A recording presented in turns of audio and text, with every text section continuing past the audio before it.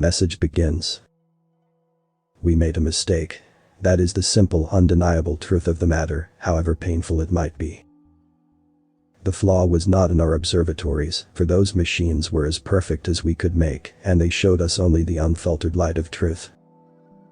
The flaw was not in the predictor, for it is a device of pure, infallible logic, turning raw data into meaningful information, without the taint of emotion or bias. No, the flaw was within us, the orchestrators of this disaster, the sentients who thought themselves beyond such failings. We are responsible.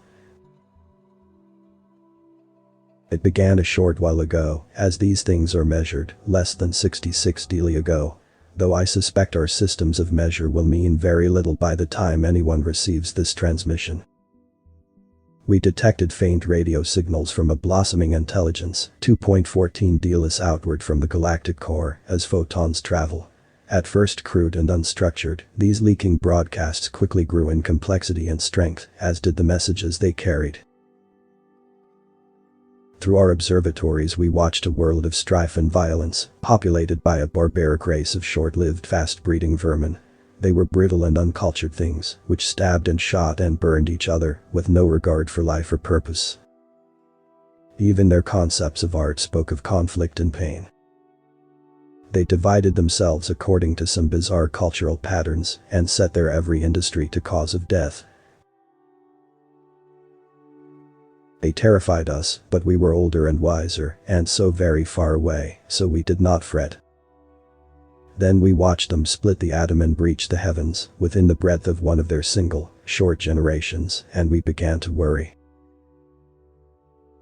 When they began actively transmitting messages and greetings into space, we felt fear and horror. Their transmissions promised peace and camaraderie to any who were listening, but we had watched them for too long to buy into such transparent deceptions. They knew we were out here, and they were coming for us. The orchestrators consulted the predictor, and the output was dire.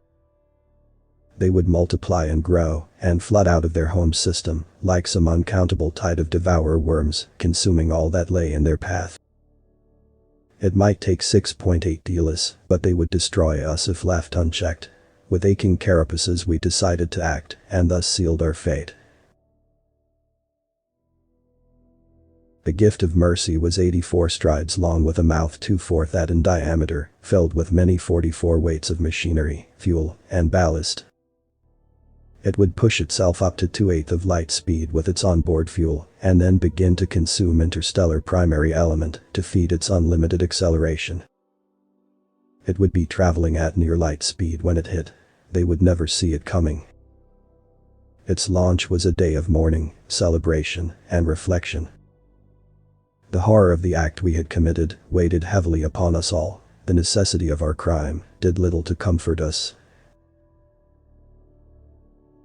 The gift had barely cleared the outer cometary halo when the mistake was realized, but it was too late.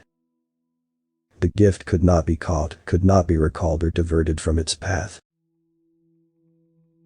The architects and work crews, horrified at the awful power of the thing upon which they had labored, had quietly self-terminated in droves, walking unshielded into radiation zones, neglecting proper null pressure safety or simple ceasing their nutrient consumption until their metabolic functions stopped. The appalling cost in lives had forced the orchestrators to streamline the gift's design and construction. There had been no time for the design or implementation of anything beyond the simple massive engines and the stabilizing systems.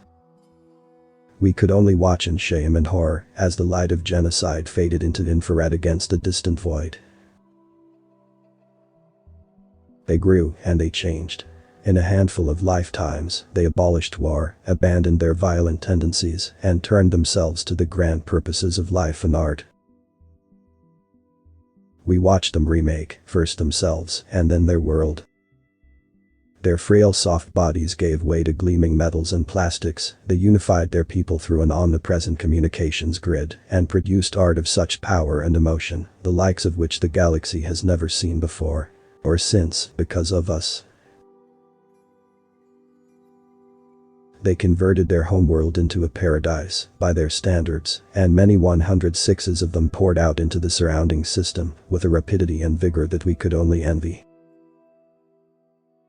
With bodies built to survive every environment, from the daylit surface of their innermost world to the atmosphere of their largest gas giant and the cold void in between, they set out to sculpt their system into something beautiful. At first we thought them simple miners stripping the rocky planets and moons for vital resources. But then we began to see a purpose to their constructions.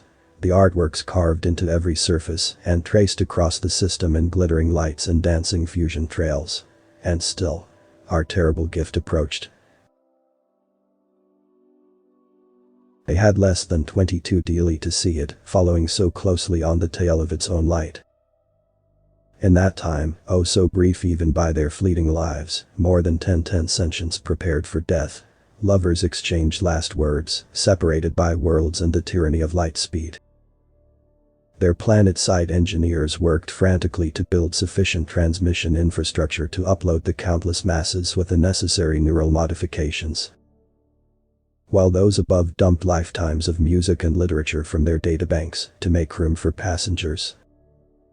Those lacking the required hardware or the time to acquire it consigned themselves to death, lashed out in fear and pain, or simply went about their lives as best they could under the circumstances.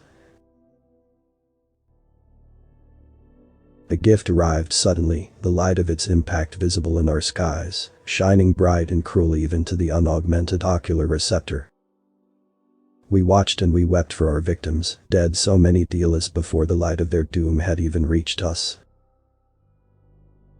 Many 64s of those who had been directly or even tangentially involved in the creation of the gift sealed their spiracles with paste as a final penance for the small roles they had played in this atrocity.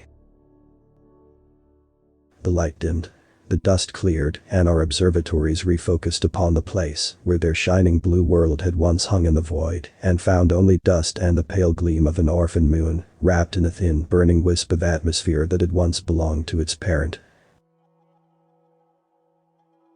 Radiation and relativistic shrapnel had wiped out much of the inner system, and continent-sized chunks of molten rock carried screaming ghosts outward at interstellar escape velocities, damned to wander the great void for an eternity.